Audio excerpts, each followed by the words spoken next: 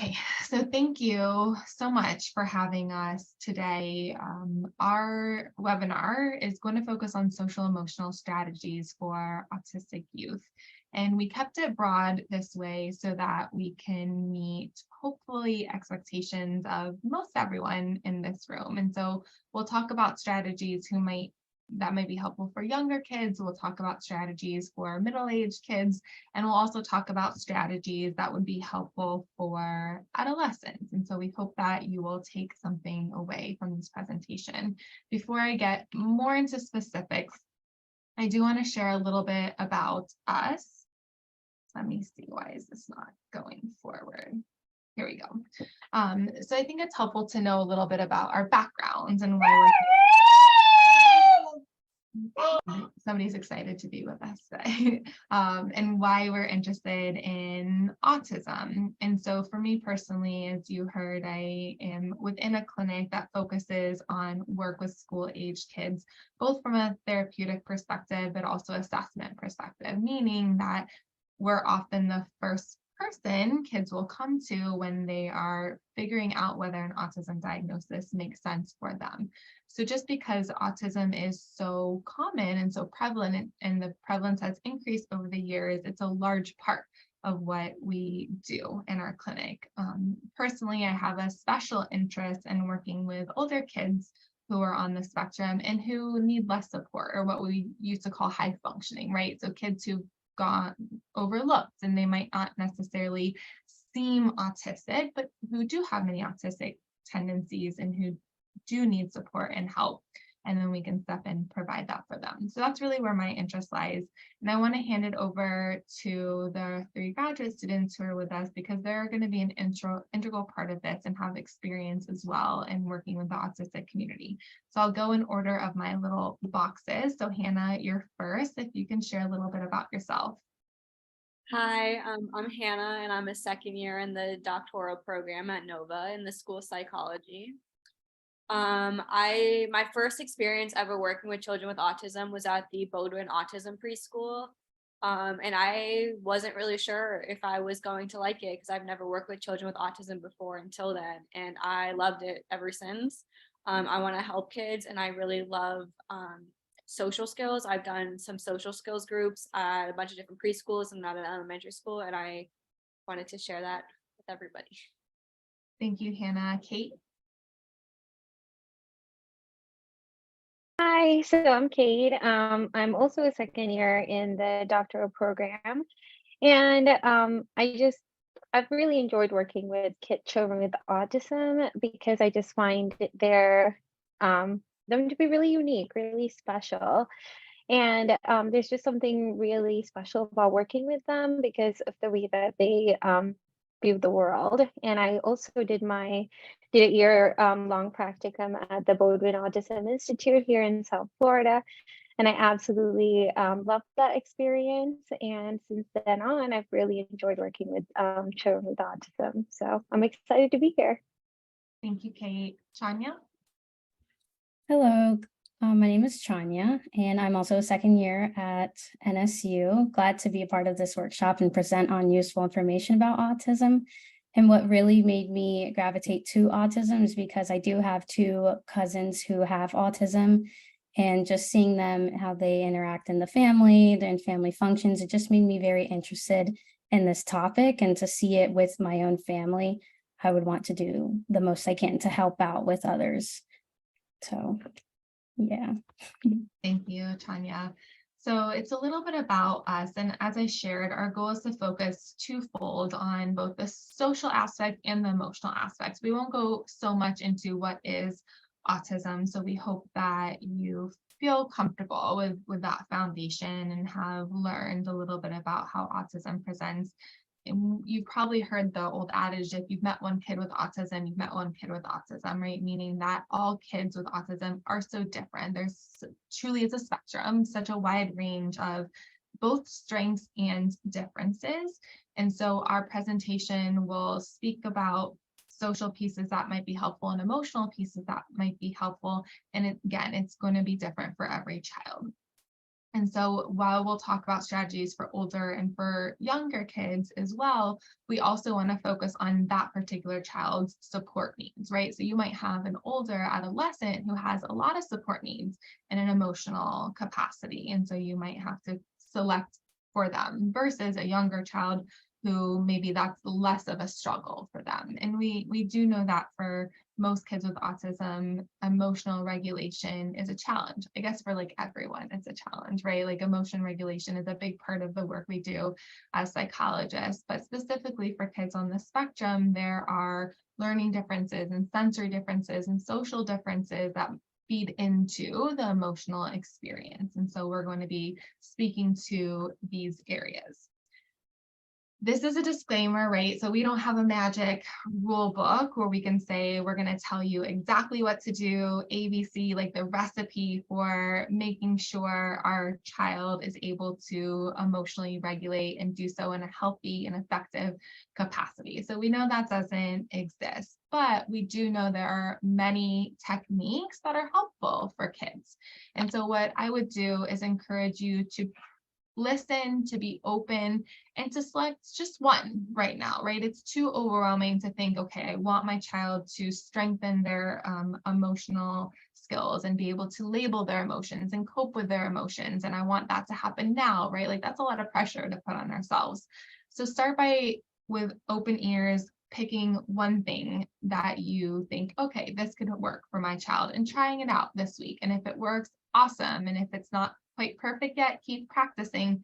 And then the next week, pick something different. That way it doesn't add on to our stresses as parents, but rather it's a complement and is something that's adding to our life.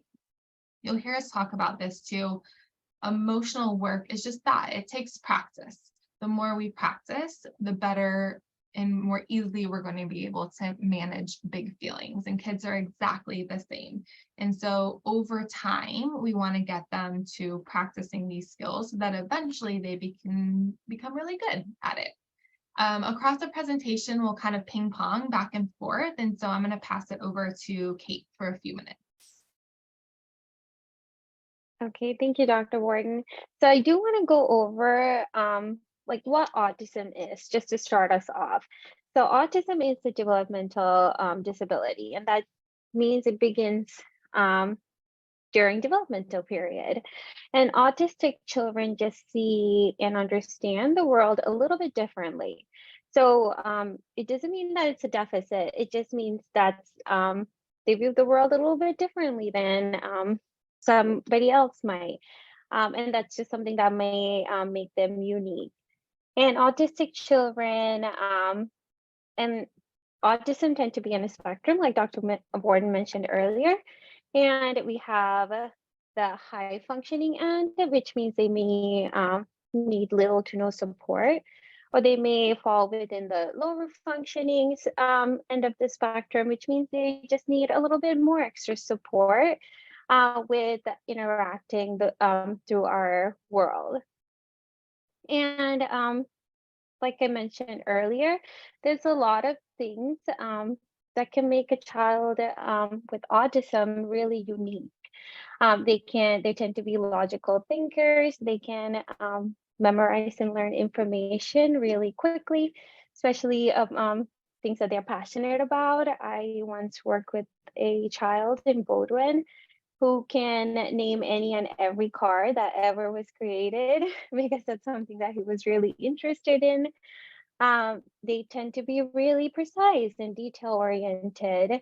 They tend to be really honest. They usually tell you exactly what they think.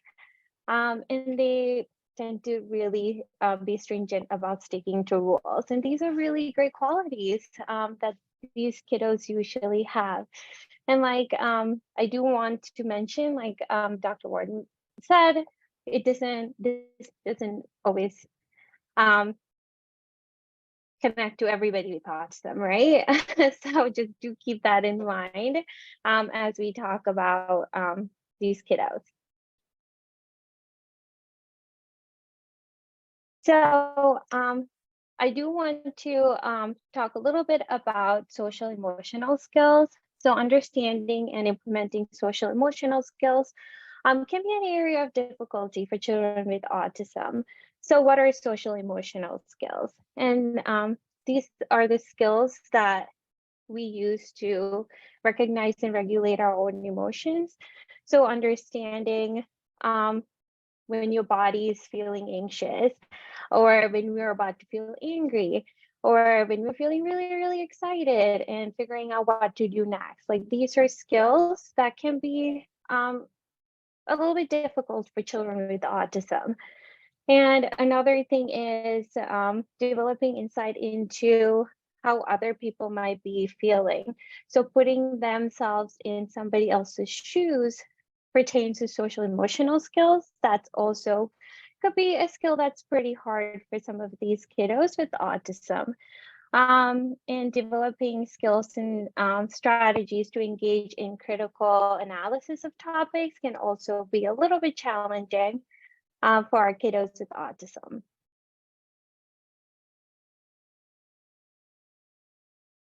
So this slide pretty much covers the same things that I mentioned earlier with social emotional impairments, just needing a little bit of extra support in these areas.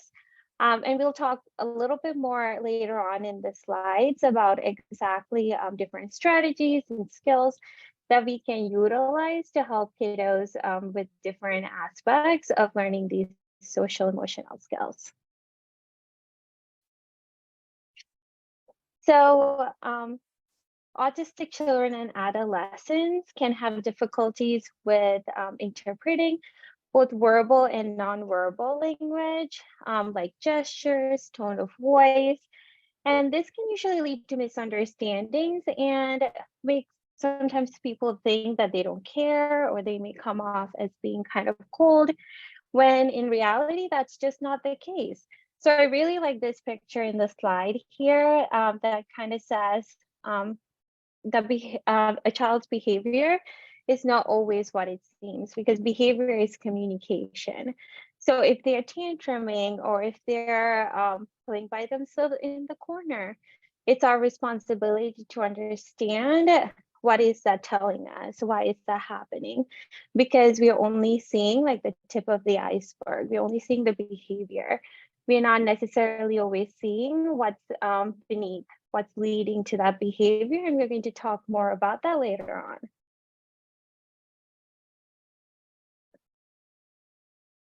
So the zones of regulation is one way that can help a child or adolescent explore their own emotions.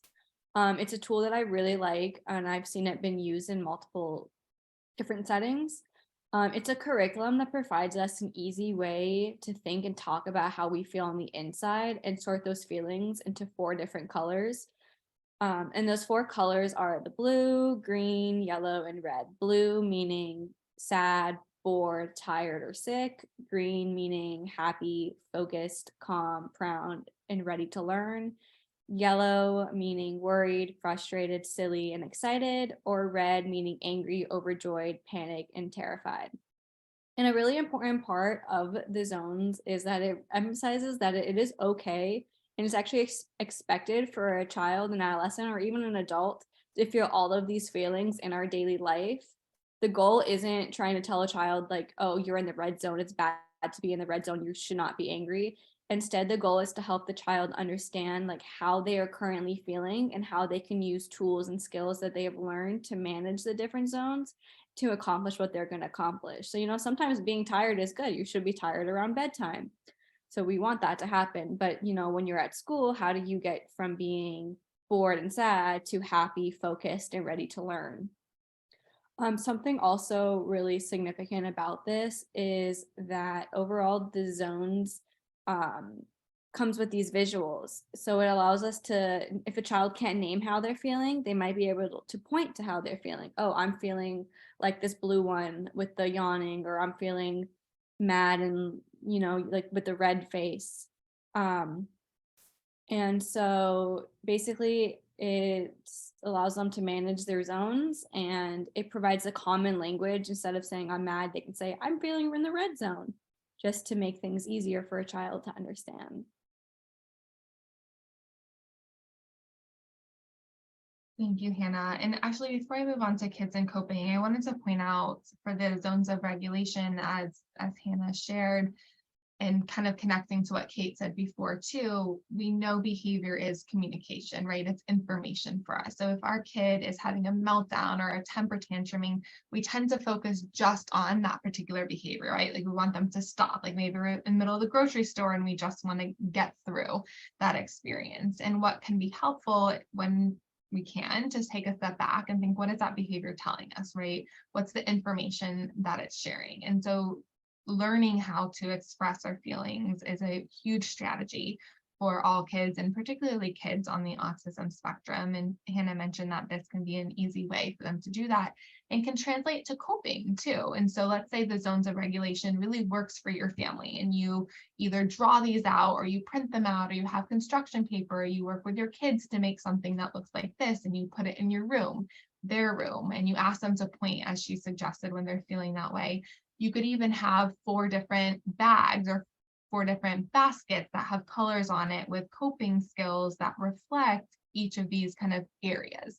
Because I think it's another important skill is not just how do we feel better when we're experiencing big feelings, but the intensity. So if I'm having like a level 10 day, like worst day ever, what can I do? Or a level 2 day, like just a little bit of a not so good day.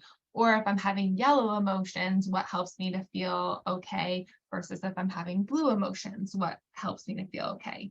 So in each of these baskets, you might put 3, 4, 5 items or activities or words or reminders that your child can go to, right? Like you take the guesswork out of it. They just go to it, they know where it's at, and they can help themselves manage in the moment.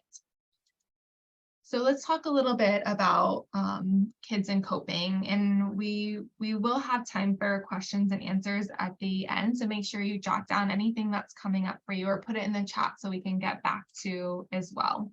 So the first thing I want to speak to within this area is assess. And so we want to ask ourselves, do I want my child to be less autistic, or do I want my child to stop doing XYZ behavior, versus do I need to help them so that they're more functional or more adaptive? So I'll give you an example.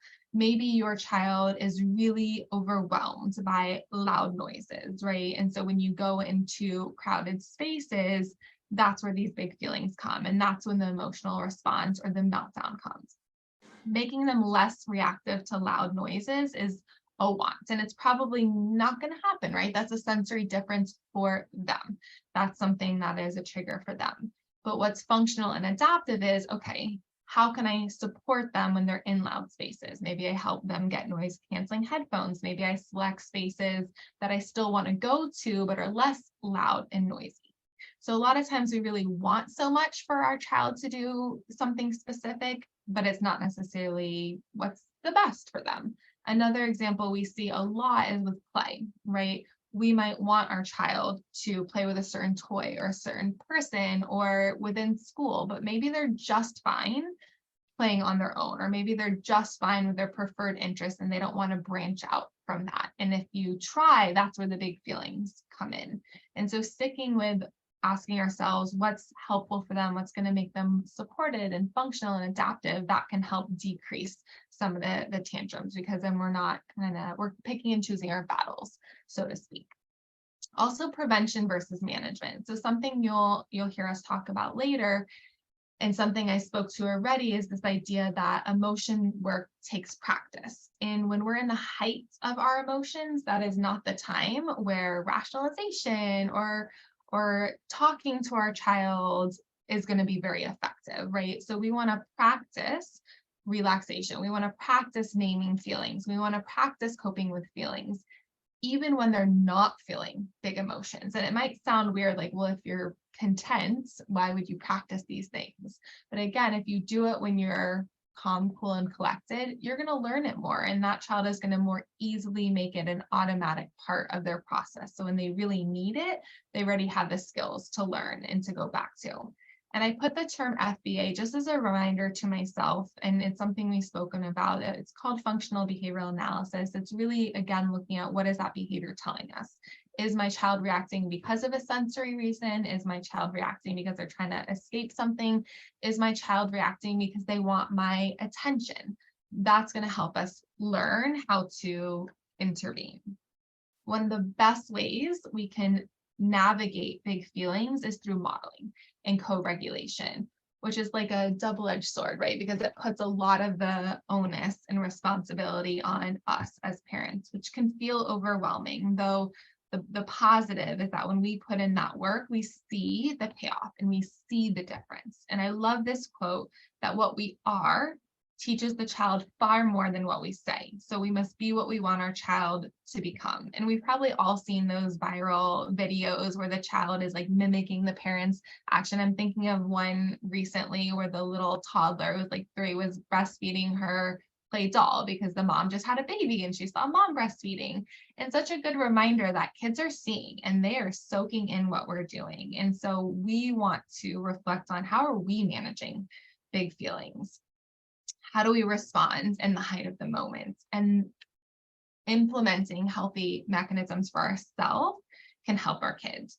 Parent timeout is something that I like to speak about when it comes to modeling and co-regulation, because we're human, right? And it's not easy being a parent. There's a lot that goes into it. And sometimes we just can't in the moment. And that's okay. We want to know our limits.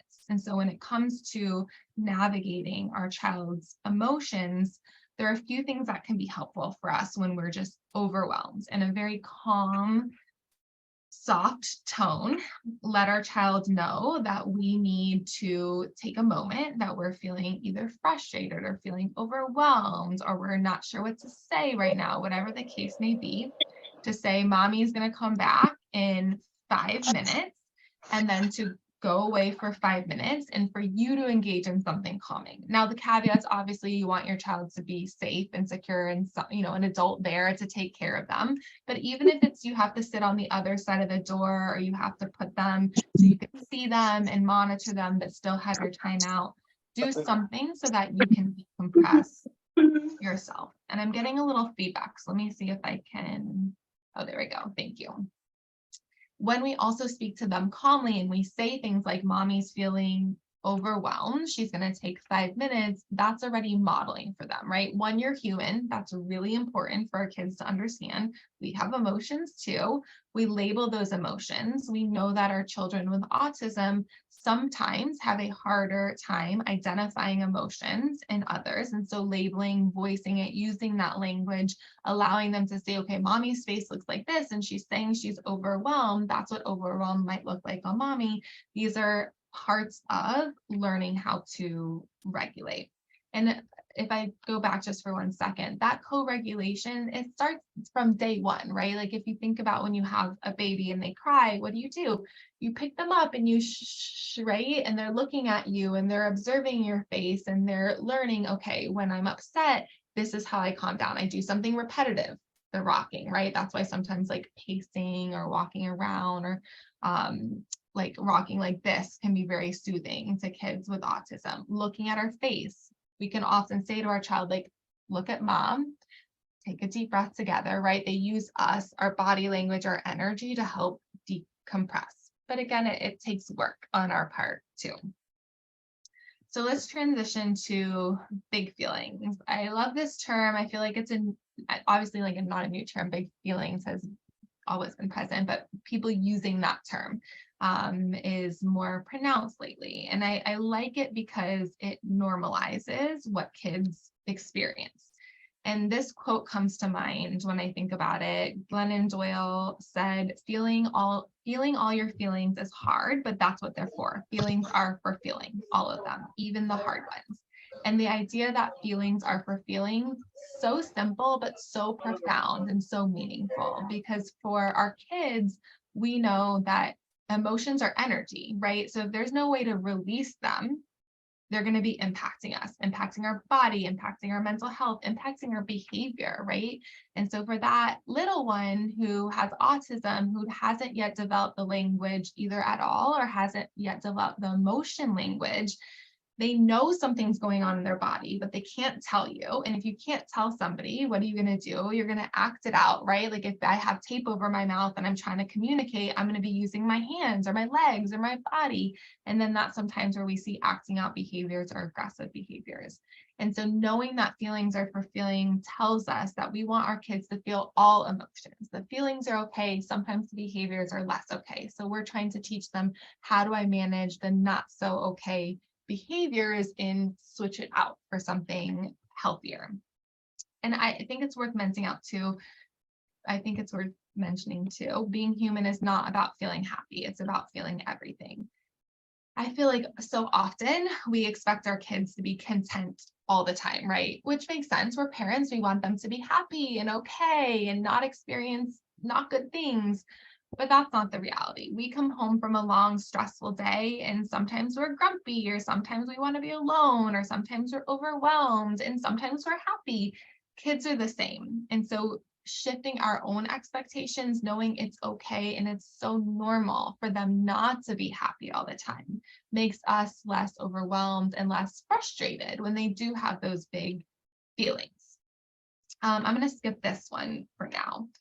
So I mentioned language, and we heard about that before from both Kate and Hannah too. And we know that when we empower our kids with language, it helps decrease their emotional uneasiness. I'll just give you an example. I love to use this example. It happened to me. So of course I'm an adult, and this will be different for kids. But when I was getting my wisdom teeth taken out, they gave me a bunch of like medication, right?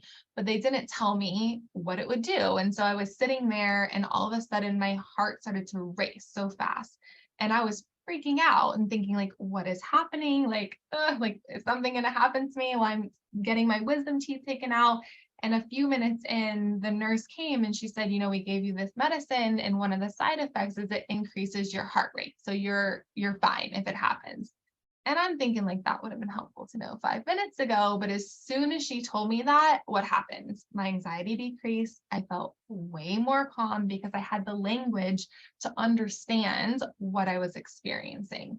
And that's what we want to do for our kids. We want to give them emotion words so that they can say, I'm upset, I'm frustrated, I'm scared, I'm overwhelmed. And just by giving them that language, it helps. It doesn't take it all away. It's not going to remove the feeling, but it certainly reduces the frustration and the potential anxiety that they might experience. So how do we do that, right? How do we help them learn to label their feelings? And I think, Hannah, this is back to you, right? So there's many ways you can help your child label and understand and manage their emotions that they're feeling. And the first way is to just talk about emotions with your child in everyday life. So for example, you can point out your child's emotions. You could say things like, you're smiling right now, you must be really happy, or like, I can see that you're frustrated. Are you having trouble with whatever they're doing? And then you could say something like, I can see tears in your eyes. Are you sad right now? So that's one way that you can teach children about their emotions. Another way is to encourage your child to describe the sensations in their body. So you can say things like, your heart beats super fast when you're scared. Is your heart beating fast? This is really important for them to know, like, why they're feeling certain feelings. This basically what Dr. Warren just said with her wisdom teeth scenario. She didn't know what she was feeling. It was making her really scared. When your heart is beating really fast, it can be really scary. You don't know what's happening. So teaching them that not only do you feel things emotionally, you feel things physically in your body too, and being able to recognize it. It's like, other things you can say is like, you look nervous. Do you have a funny feeling in your stomach? Does it feel like a blender in your stomach? Or the palms of your hands can get sweaty when you're nervous. Are your hands sweaty? Stuff like this just really teaches them to connect with the emotions to what's actually happening in their body to help them understand it. And if you point them out, they'll be better able to recognize what they're feeling. You can also point out emotions in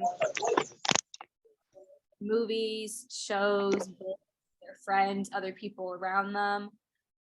This could get them to, especially with characters, to feel a sense of belonging and connection to the characters. They could relate to the characters.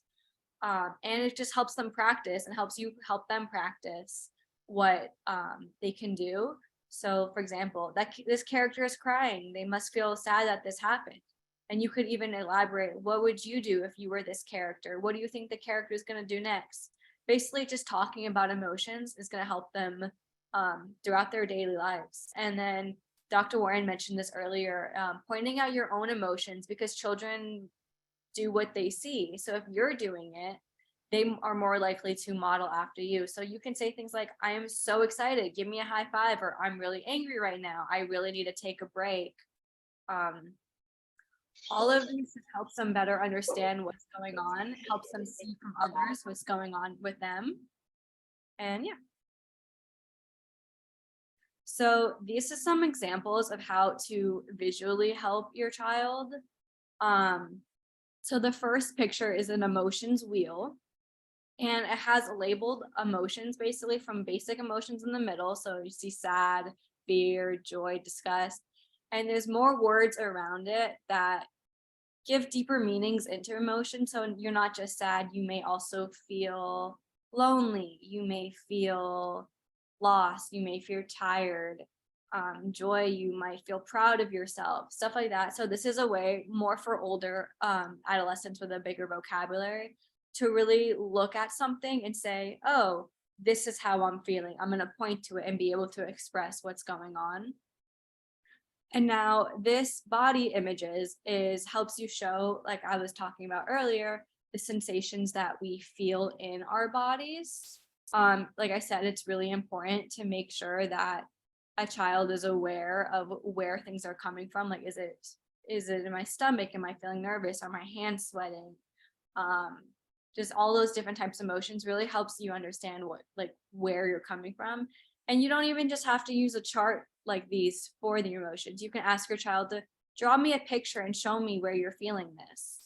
And they can draw it, like, oh, this picture of a girl has a tummy ache and I have a tummy ache because I'm nervous.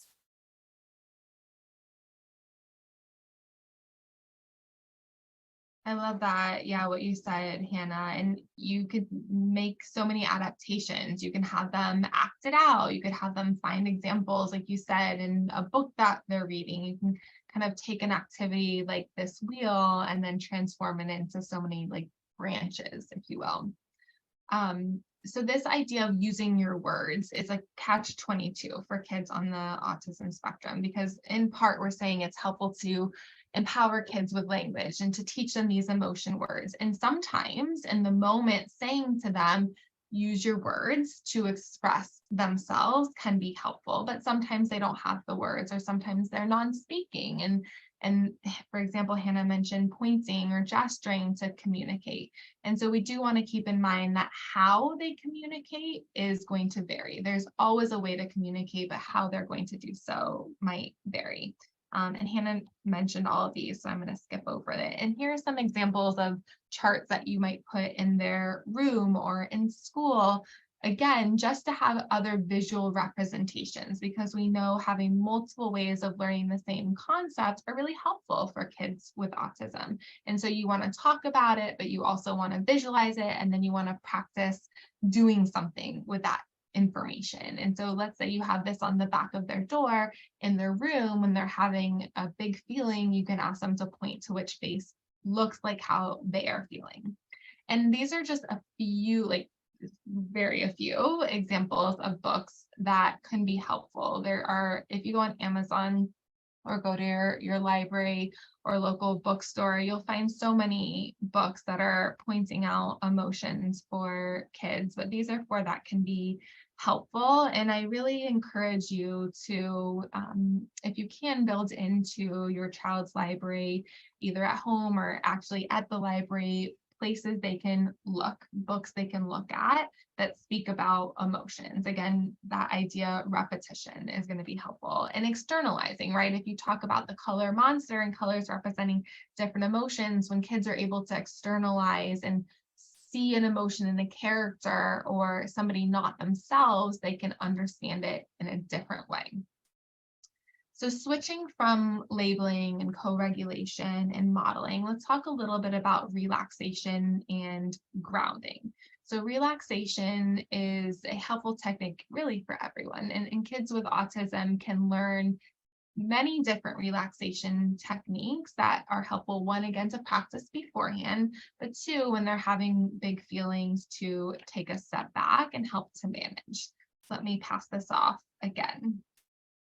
So these are some relaxation techniques that can help you relax and your child relax when they are experiencing high emotions or low emotions. So the first one is belly breathing. And for this, you want to put your hand on your stomach and make sure you feel your stomach breathing in and out and moving up and down, and count to 10. And this should help calm down. The next one is balloon breathing, and I've seen kids absolutely love this one. You pretend like you're blowing up a balloon, and you tell them that like when they're breathing, their stomach should blow up just like how a balloon would blow up. So you like put your hand right in front of your face, in front of your mouth, and pretend like you're holding a balloon. The next one is lemon squeezes. This can be really good, especially when a child is really angry. You pretend like you're squeezing lemons in your hand. It just helps them feel the physical sensation, just to reground them back into basically reality and to help calm them down. And the next one is star breathing, and this is one of my favorites as well. You hold your hand out in front of you and you trace your finger from the other hand up and down each finger as you inhale up and then you exhale. And this is one, really soothing, just having this sensation on your fingers. And then it also does the deep breathing that's supposed to help you do it. And you can repeat this on both hands, just one hand, until the child's calm. And yeah. And I love the suggestions and an adaptation too of belly breathing, especially for kids who really feel comforted by their stuffed animals, is to put the stuffed animal, kind of how you see in this middle picture, on their belly. And then the idea is that they want to see the stuffed animal move as they're breathing. So it's kind of like a feedback system, right? When they see it moving, they know like, oh, okay, I'm doing it right. This is what I should be doing. And they're comforted by that stuffed animal. So I'm going to skip over these for now. What we call progressive muscle relaxation can be another helpful technique to learn, because we hold a lot of the tension in our body. And we know that that's true for kids and adolescents on the autism spectrum as well. And so practicing releasing some of that tension, it's a little bit, I think, more of an advanced skill for some, but it can be helpful for those who are interested. And I've included some scripts for how we do that. And you make it really fun for kids. I'll just give you an example for the arms and shoulders. You pretend that you're a furry, lazy cat. You want to stretch your arms out in front of you, and you do it with them, right? So it becomes fun. And again, you're not just saying it. And sometimes you can have a visual if it's helpful, but you're doing it to help them experience it. You raise them up over your head, way back. So it allows them to think, oh, this is what a cat looks like, and this is what they would be doing, and this is fun. And at the same time, it's teaching them to relieve some of that pressure. And if I were to go back really quick for a second, it focuses on all these areas. So really from head to toes. And the idea is once you've done that, and once you've helped them to practice that, they feel less of the tension. Grounding techniques are really helpful in heightened emotional states. And so let's say you have somebody who is panicking, or you have a little one who is having a very strong anxious response. And we know that anxiety is common for kids with autism. We often see those two things together. So you might ask, well, if I take a step back, I'm thinking of a kid in particular who going to school was really stressful for them because they experienced bullying and just a lot of not so good things. And so when they would think about school, they would get really stressed. And so one of the things that we would do is this 1, 2, 3, 4, 5 grounding technique, where in the moment when you're experiencing that stress, you name 5 things you can see, 4 things you can feel, 3 things you can hear, 1 thing you could smell. And sometimes taste is not like feasible. So I'll ask them like, what's 1 fun thing you did today, or 1 fun thing you want to do tomorrow? And what this activity does is it takes them out of these anxious thoughts, and it literally grounds them to what's going on around them, right, in their room, if they're paying attention to the sights and sounds and things that they can hear. So let's talk about environmental. It's great to have a calming corner, or you might hear it like a relaxation zone or a chill out zone, whatever type of language is helpful for our kids. Now, I want to say this is not a timeout area. There's, well, different opinions about timeout. And so beyond what we can talk about here, some people feel like timeout can be used really effectively. Other people feel it's a less effective method. What I'll say about it is that it's important to think, does my child need connection right now? Do they need a space to decompress, or do they need a corrective experience? A lot of times our kids just need a space to decompress and a space to relax. And so in this example, calm down corners can be really helpful. So it's a space in your home or a space in their room that's dedicated purely to these coping techniques. And so you might have different posters. This is an example of one kid's where they have books, they have art behind them, they have something comfy that they can hold on to, a stuffed animal, they have a blanket. And again, we're never sending them here as a timeout, but rather we're encouraging them to use and to go to their calm down corner to help them regulate. And before we heard about the zones of regulation, this is a great way of integrating it. So maybe we have different baskets in their calm down corner that represent the 4 colors, and they can just pick something for the color they're feeling. So again, we don't want them to have to like really think or to say to themselves, what do I do right now, right? Their emotions are too big. We want to take the work out for them. This is just another example. I'm going to skip over this right now. For modifying based on sensory needs, we've been saying sensory differences can increase emotional experiences in our kids with autism and increase meltdowns, right? And so for many kids, if not most kids on the spectrum, there are going to be smell, sounds, sights, touches that help to calm them. Maybe it's a certain like fragrance that they really like. Maybe they really like the sound of like ambient like white noise, and having like a shisher machine in the corner would be really helpful. Maybe they like really fuzzy things, or maybe they like something with a rougher surface. It's going to depend vastly based on your particular child, but I would encourage you to think about what type of sensory preferences you can build into that area, and incorporating interests. Many of our kids have a strong focus on one thing in particular, or maybe a couple things. And usually when we ask them if that interest, or if playing Legos, let's just say that's their interest, playing Legos, if it has a calming effect on them, they will say yes if they're able to communicate. And so we might want to think about including an aspect of that in their calming space. So again, it's all there for them when they need to turn to it. And 15 minutes might be too much for some kids. Maybe we start with 1 minute where we just sit in our calming corner and we practice managing our feelings, or we practice relaxing, but maybe we work up to 15 minutes a day. And it can be, and it should be, a family activity. So coping and learning how to regulate is not just for our kids, right? It's for all of us. And we've already said that modeling and co-regulation is really one of the best things we can do. And so we want to show them how we incorporate it as a family. And I already mentioned this, so I'm going to skip over this one right here. So to spend a few minutes talking about play, we've said emotions are energy, we hold on to it. We know it is rather important for kids to release the emotions they're experiencing, so that way tantrums and meltdowns are less. And play is an amazing tool. Sometimes we look at kids playing and we think it's like for nothing, right? They're just wasting time, or they're just doing what kids do. But it has a developmental function that's necessary for them to thrive and to grow. What play looks like is going to depend on your child, and goes back to that idea that they're going to have their own interests, their own preferences. Do they like to be alone? Do they like to be with others? Do they have one preferred interest? Do they have many varied interests? Whatever it looks like, we want time that's unstructured, that is for them, that's child directed, right? So it's awesome if we say, hey, I want to play this game with you. Let's do this together. But it's great and important for them to have time where they get to choose, where they get to do things, even if it is that independent play each time, to release and to process through whatever they might be experiencing. And this quote has always stood with quote has always stood out to me. Children don't say, I had a hard day, can we talk? They say, will you come play with me?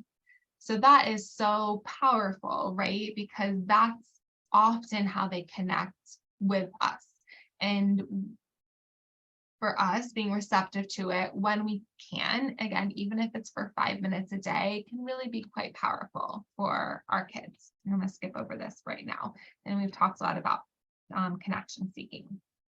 So let's switch to some specific sensory experiences. Because sensory differences are so much a part of our kids with autism, we can get creative in doing DIY activities that they will, one, enjoy making, but then two, can be part of their calming corner, can be in their room, or they can just play with to give them that like decompression type of feel, right? So this is just one example of a glitter jar where you take a glass jar or a plastic bottle or whatever you have and you fill it with water, or you have food coloring or glitter, anything that you can put in it kind of moves, because many kids will like to look at it, whether they look at it really close and they just see the little glitter falling, or maybe they like to shake it because it makes a certain sound, or maybe also the crinkles from the water bottle. Whatever the reason is, it can have a calming effect for them. And I'm sure y'all are very well versed in fidget. There are many different examples of fidgets. These are just some of them. Having a way to release or stim for many kids with autism can be helpful. And then having sensory breaks. And so one of the things we should be doing with our kids is trying to the best we can to identify patterns when they are overwhelmed by the sensory world around them, and what we can do to give them that break. And so here are some examples of other fidgets or other ways to block out sensory sounds. I love bubbles. The bubbles is another like really cool grounding activity, right? Because kids love bubbles and they tend to be so focused on it that it like blocks out everything else around them. Okay. Is this, I think this is somebody else's. Is this Hannah or Tanya's or no? No? Okay, I'm going to skip over this one for now. So a question we often get is like, what do we do when big transitions happen? So let's talk about that for a second, because a challenge for many kids and teens on the autism spectrum is just that, right? Kids on the autism spectrum thrive with routine. They thrive when they know what to expect. They thrive when the same schedule happens every single day, right? Or on Tuesdays, I do this, and Wednesdays, I do this. And if next week that changes, I don't feel okay anymore. And then those lead to the emotional experiences and meltdowns. And so whenever there's a big transition, maybe it's going to a new school or going into high school or puberty or dating or some change within the family, or you move a location, that can trigger this, oh my gosh, my routine, what I'm expecting has changed. I don't know how to deal with this. And so now I'm having a lot of feelings. So one way to help manage is prepare, right? And so let's say for puberty, because I know that's a big one for a lot of people. Puberty in general is super scary, right? There's so many changes to our body. And we've said that for kids with autism, it's difficult to analyze, if you will, what am I experiencing in my body? What does it mean? How do I connect that to emotions or what I'm feeling or what I'm wanting? And so it creates a lot of feeling unsure. And so when we prepare them, when we educate them, when we have visuals that say, puberty means this, this is how your body is going to change. This is what your body might look like. This is what you might feel. That empowers them again, right? It makes it less like, oh, I didn't know this was going to happen. And it lets them know what to expect. So many times I ask people with autism, how are you with change? Not good, right? Okay, well, if you know well in advance that the change is going to occur, how are you then? Much better. This is what kids thrive with. And something just to help think it through, the who, what, when, where, why, hows that we learn in school, that can be a helpful framework when we're preparing them for these big milestones and transitions. Now, I will say kids with autism, just like neurotypical kids, if we try to sit them down and say, like, let's have a talk about puberty, doesn't always go over very well, right? So using some of the examples that we've already spoken about, movies, books, shows, kids see these transitions in characters. And so we can say, what do you think about that? What did you notice? Do you ever think about that for yourself? You're going to be going to middle school next year, whatever the case may be, makes it feel less like, mom, dad, what are you doing? Like car rides, anytime where they're like a captive audience, right? And it doesn't feel more like I'm sitting you down, but more like we're just driving here. Let's talk about these things. Taking advantage of those opportunities can be helpful. So I'm going to talk a little bit about some specific activities that parents and caregivers usually request support with. So chances are I'm not going to cover, well, I know I'm not going to cover all the possible activities that, children and adolescents are going to need support with. So if there is something specific that you're really concerned about with regards to your child or your adolescent, just put it in the chat and maybe we can brainstorm some ideas at the end to help support that particular need. So in terms of play dates, some of the difficulties that children with autism may have is that they may indicate a lack of interest, a lack of imaginative play. They may want to just play it by themselves sometimes and not necessarily interact with the other children in the play date. Or they may really be fixated on one particular toy and just maybe want to just play with that. And these are some areas that you may want to work with your child. And if that's the case, maybe explaining what to expect on the play date and how that's going to function very clearly might be something that's very helpful. And what we usually suggest is not starting a play date that is an hour long. Maybe start small. Start with like a 15-minute play date and see how that goes. And if your child is really interested in space, include activities that has something to do with space. If they're really interested in bugs or cars, maybe include activities in the play date that pertains to their interest so that they are more likely to engage. So those are some skills that might be helpful. So in terms of potty training, this is another area that parents and caregivers usually express concern with because sometimes children with autism might indicate some fear of using the toilet or become really fixated with the flushing sound. I worked with the little one last year. He loved to flush the toilet. And he was told that he can't flush the toilet unless there was something in it. And so he would just put random things from the classroom in the toilet just so he could flush the toilet. So because he was really, he really enjoyed that sound of the flushing. And they may also find touching bodily fluids to be a sensory relief. So if that's the case, sometimes giving them something to hold, a fidget, something squishy while they're using the potty might be something that's helpful. Or if they're becoming fixated on putting items in the toilet, maybe teaching them. Usually using visuals can be really helpful if this is the case. Starting with walking into the toilet, pulling down your pants, using the toilet, flushing the toilet with very specific steps can be really helpful so that they can see what activities to follow next. And giving them positive reinforcements for following the steps in their visual chart can also be really helpful. Making it a celebration, telling them, good job for using the potty, giving them those extra little cheers when they participate in these activities as we've taught them to do, can be really helpful.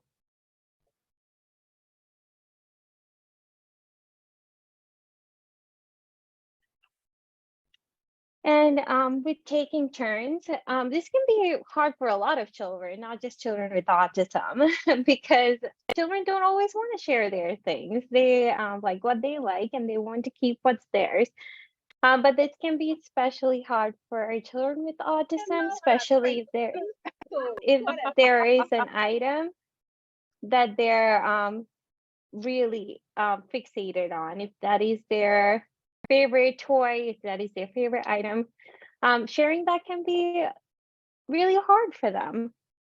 So usually what tends to help is modeling, turn taking, and that can be really helpful if you begin with 2 items that they really enjoy.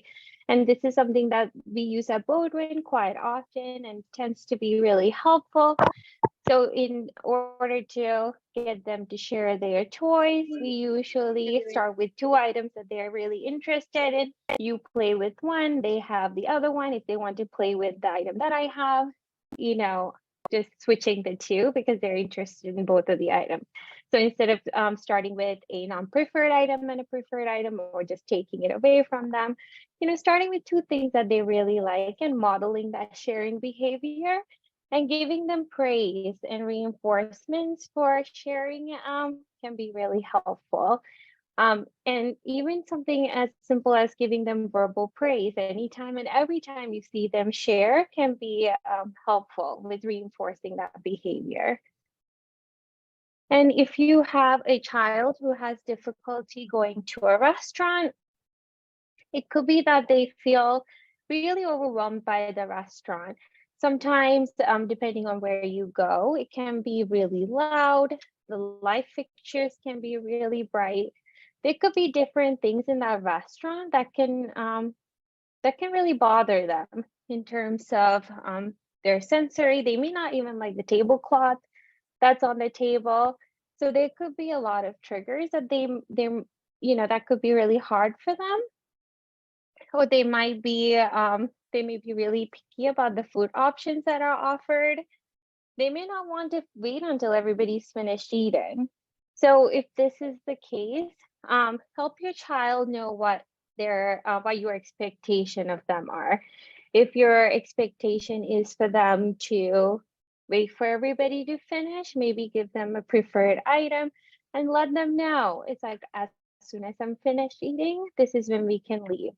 And what we suggest is that you try going to a restaurant during maybe not the busiest time. Maybe start going to the restaurant during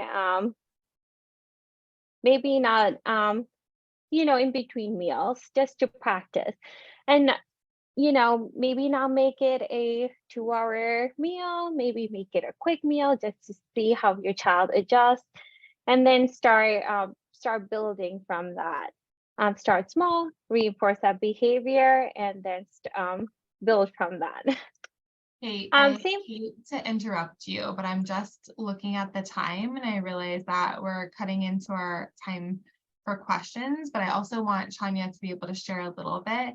So if it's okay with you, we'll pause here. I know you had more to share also. If we do have more time at the end, we can get there, but maybe I can fast forward a little bit and jump around. For sure.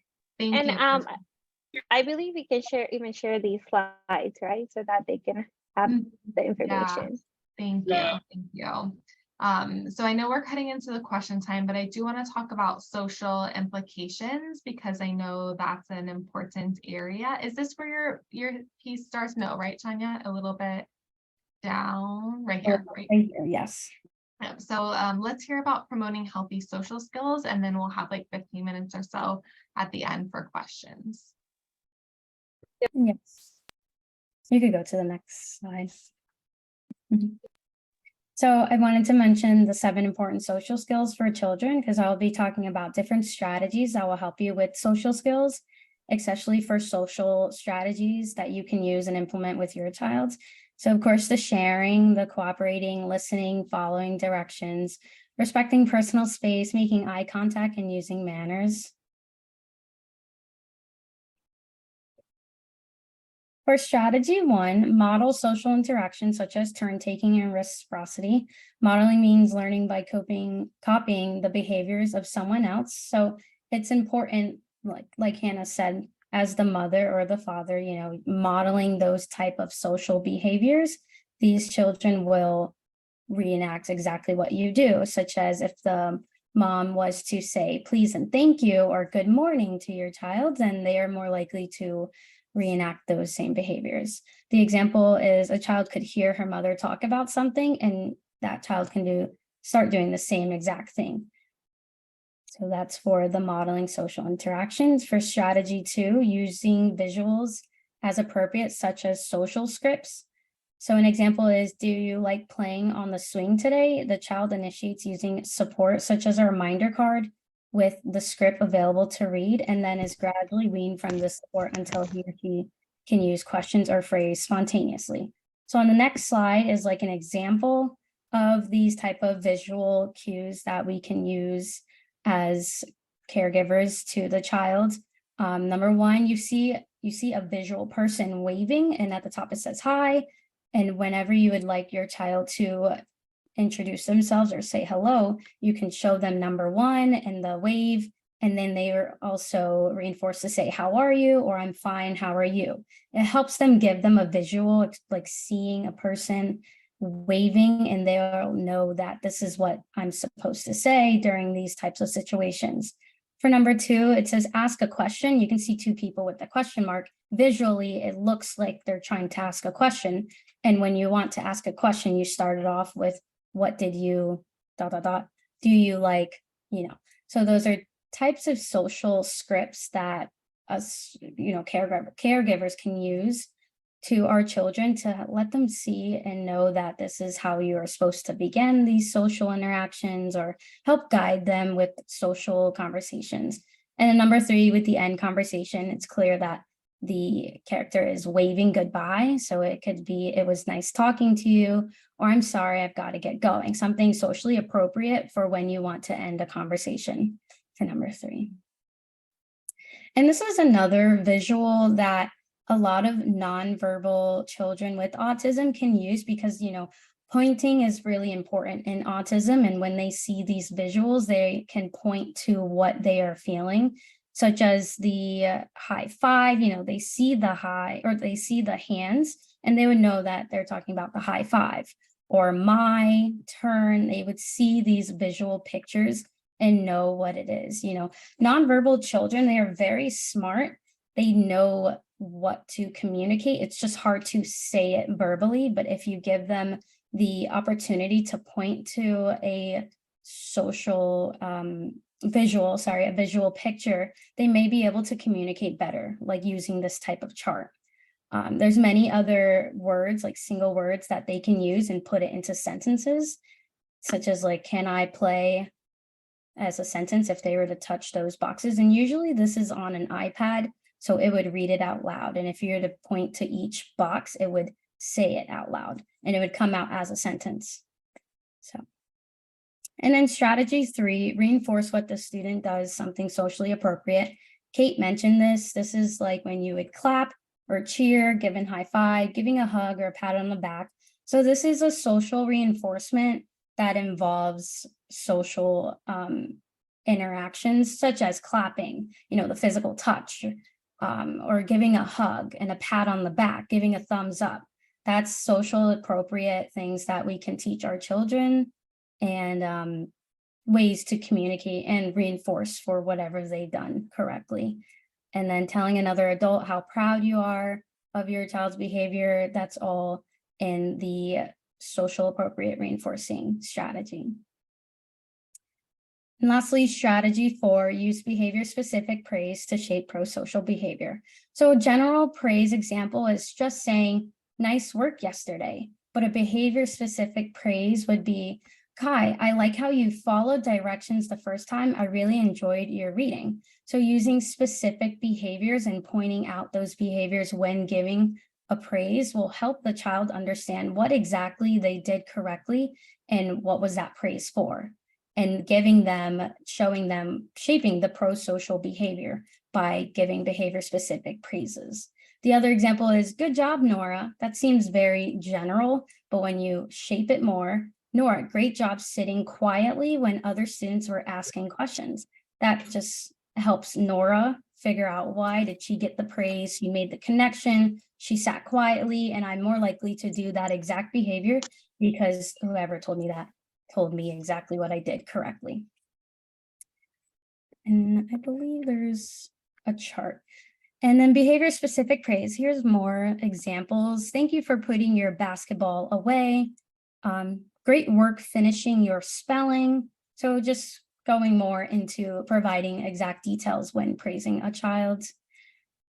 And then, so I know I kind of mentioned all these 4 strategies are more used for maybe nonverbal or younger children, but for teenagers with autism, I know these social interactions may be very difficult for them. And it's important for us to understand that this is what they could be feeling while having a conversation. So if a teenager with autism is talking, they might be worried about other things, such as suppressing stims, am I tapping? Should I stop? Monitoring my voice and body language, trying to say the correct word or the correct answer. Am I making enough eye contact? These are just some things that they think about internally, trying to make sure they're doing everything socially appropriate. So I think it's important for us to understand that they do have a lot of things that's running inside their minds, trying to make sure their conversation is flowing as typical and trying not to look as autistic and having a normal flowing conversation. And I believe that's the last of my slides. Thank you. I heard a great example recently, since many people during the pandemic had to do so much on Zoom, and reported like how exhausting it was at first, right? And how you had to be so conscious about like, am I on mute? Am I not on mute? Is it my turn to talk? Is it not? I can't read the nonverbals. Like I can't see the person very well. And we were tired, and they kind of likened it to what some people and kids and teens with autism experience when you're thinking so much about how you're sounding or how the conversation's going, you're tired afterwards. And then you need more time to decompress.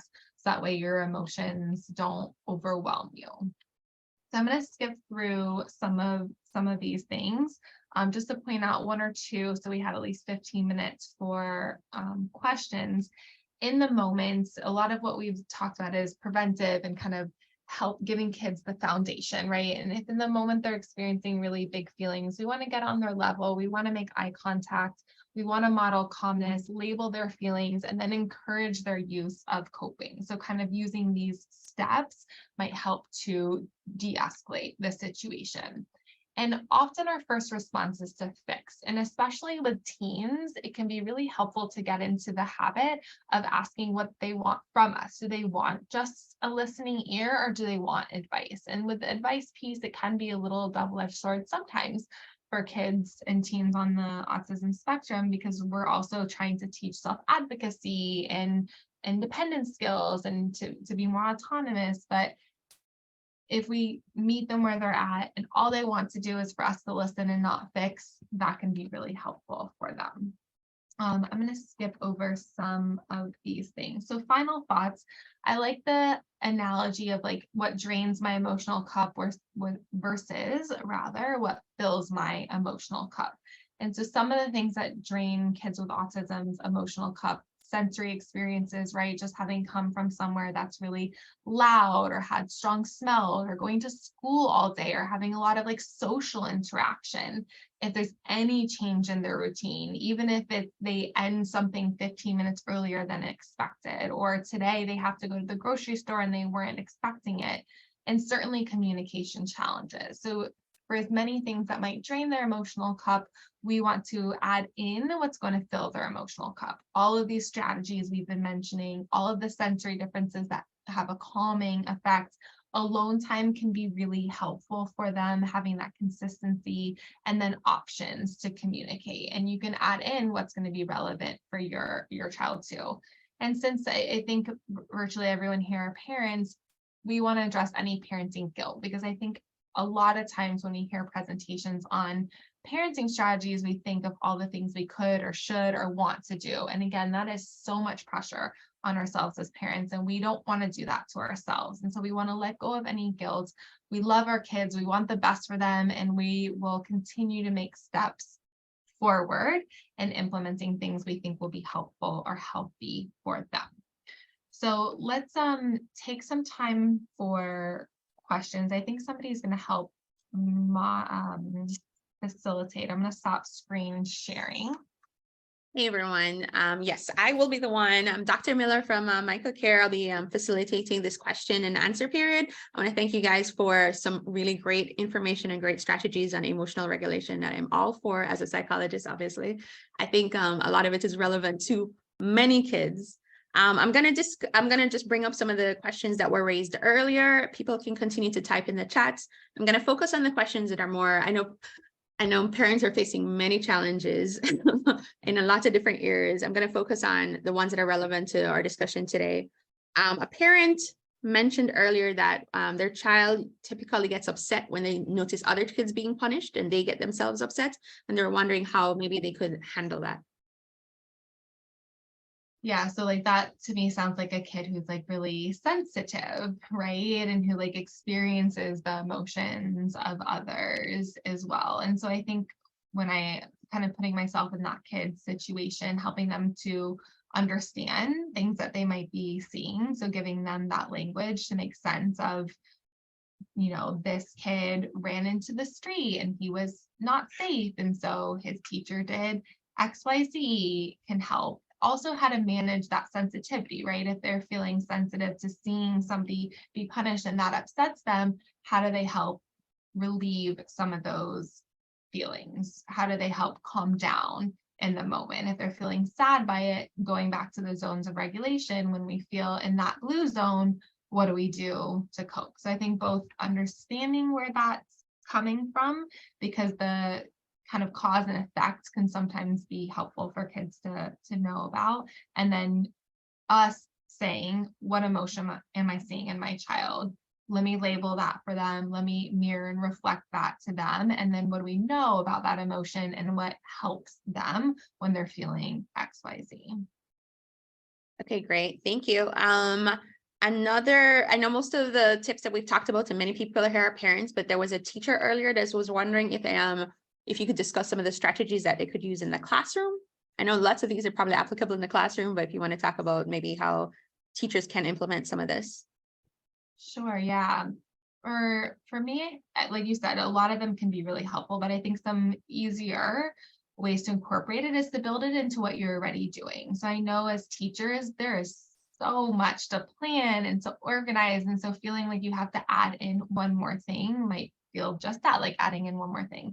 So usually there's readings or books or literature, depending on what grade you're working with, using those books as a time to say like, oh, what's that person right here on this page? What do you think they're feeling? Or if you're working with advanced students, literature, talking about why do you think they experienced XYZ, or they're having trouble with this person? What do you think is going on inside their body? How do you think they're feeling? Or giving them practice coming up with emotion words. And so maybe you have a picture book without words at all, and you encourage them to tell a story. So you're really tapping into their creativity and their labeling. I think another thing that you can do is have those posters in your classroom. So that way when your classroom kid, your student is having big feelings, if they're not able to say it to you, they can go and point and show you. Something too, I think helpful for teachers, we know that autistic kids, the social impact is felt, right? And so they're more at risk for bullying, they're more at risk for isolation, and they're not always able to communicate effectively to their teacher what they're experiencing. So having some type of information system. So maybe there's a color index card, like a blue index card, and they can put it on their desk so nobody else in the room knows what that means, but the teacher knows they're having a hard time or they're feeling isolated or their sensory differences are really triggered right now. Something like that can be helpful. But Hannah, Kate, and Chania, you all have worked in schools too. What's something that you have found to be helpful?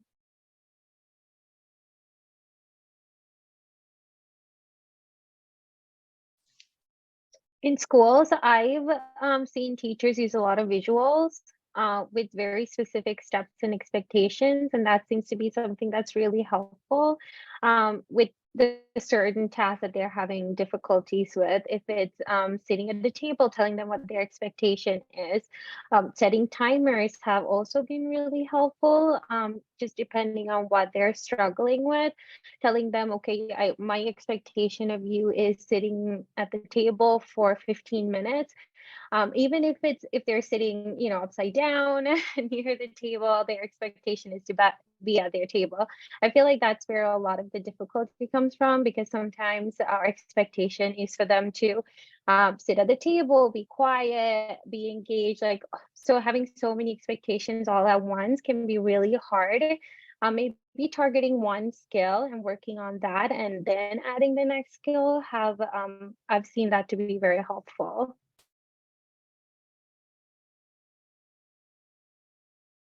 Okay, great. This question, and also somebody else mentioned, but this was probably before Chania talked about the nonverbal suggestions, but one parent was asking what strategies they could use to teach emotional regulation to their nonverbal child. Maybe you could just reiterate some of the things that you kind of had mentioned before. Sure, yeah. So if I think about it in categories, let's say one for labeling emotions, having those visuals, and for kids who are not speaking, keeping it simple at first, right? Because it's really hard to tell what's going on inside. That kid might be super bright and have a lot of sense of the world going on with that around them, just not be able to communicate it verbally, right? But let's start small and have a few emotion words with a few faces, and then work up from there. And so when they're experiencing the height of emotion rather, they can point. Same thing for coping. Maybe we want to try the belly breathing, and as you saw, there's a little graphic, right? So we might have that right there, and we point to the different parts of the picture, and we also practice with them in the moment. We can do something even simpler, like deep breathing, where it doesn't require any speech or verbal language, but rather doing in the moment. So I would start with things like that, using the visuals, practicing in the moment. But again, really going back to the assessing piece. What is it for your child, right? Is it these sensory differences where they're feeling overwhelmed? Is it something not expected? And so that, oh my gosh, my routine has changed is the trigger. Us taking a step back and noticing the pattern can take out a lot of the meltdowns, if you will.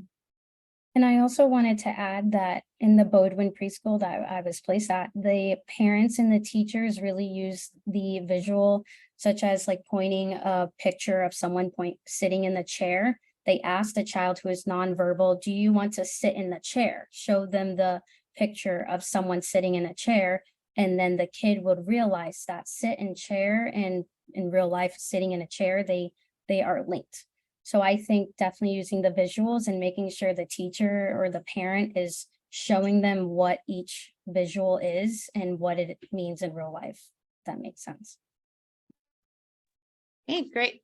I'm gonna relate two questions. Well, one parent just asked generally, I mean, if their child has comorbid ADHD, if there are, strategies to help with that, but also another parent mentioned similarly that they could start off with some of the strategies that they talked about, that a child quickly it evolves into something else. So they'll be starting with a strategy, but I guess it kind of with attention problems diverse into something else. So if there are any kind of suggestions for dealing with that. Sure. And we know that autism and ADHD are highly comorbid, right? And some believe that most kids with autism also would meet criteria for ADHD. And for both disorders, emotion regulation is a challenge. And so I think especially for our ADHD kids, that repetition and keeping things interesting and novel for them. So whereas kids on the autism spectrum like routine and they like consistency and predictability, kids with ADHD thrive with routine and structure and whatnot, but they're also seeking novelty and they're seeking that stimulation. And so keeping things new and exciting, yes, predictable, but changes so you're grabbing their attention. So that same visual, maybe you need to change it up a little bit, even as simple as like changing different markers or different papers or different YouTube video where it shows that routine, that can be helpful for them. Great. And then as a last question, I know we have to finish at 6 promptly. The last question I want to raise is a frustrating experience for many parents and teachers is when children on the spectrum have tantrums and start to throw things, and it becomes, you know, kind of a very big situation, and what some strategies they can use in that situation. So I think about this one kind of like in categories too. So the first is doing all the prep work, right? Like when we're frustrated and when we're angry, this is what we can do. And we hope that if we continue to make that a part of the conversation routine, that it would decrease those moments where they're throwing acid, etc. In the moment, we have to keep them and others safe, right? And so we can state the expectation and label the emotion, right? You're feeling frustrated. You didn't get to go outside to play. It's okay to be frustrated. It's not okay to throw things. You can give them an alternative, right? If they're still throwing, you're frustrated, you're still throwing, I'm going to move you over here if you're a parent, or I'm going to remove this toy if you're a teacher, to keep you and other people safe, and then do that. And so it, not to say that it's not going to prompt like another temper tantrum, but when we okay the feeling, we state the boundary, and then we implement the boundary over time, kids start to learn what to expect, and that we're going to first keep them and others safe. That's a priority, but we're also going to step in. And we want to then shift them to a place where they can learn to manage, cope, and so redirect their attention or their behavior to one of the strategies that we've been talking about. What we don't want to do is get into like negotiations or like this back and forth or like, please stop throwing. I told you to stop throwing. I'm going to ask you one more time. If you stop throwing, I'm not going to take you to recess. If you do this again, like that's like way too much, right? Just okay the feeling, put the boundary, implement the boundary, redirect them. And so removing that back and forth over time takes away that reinforcer of like, oh, now I'm getting paid attention to. Maybe this is something I want. But Hannah or Kate or Tanya, any other suggestions you would have?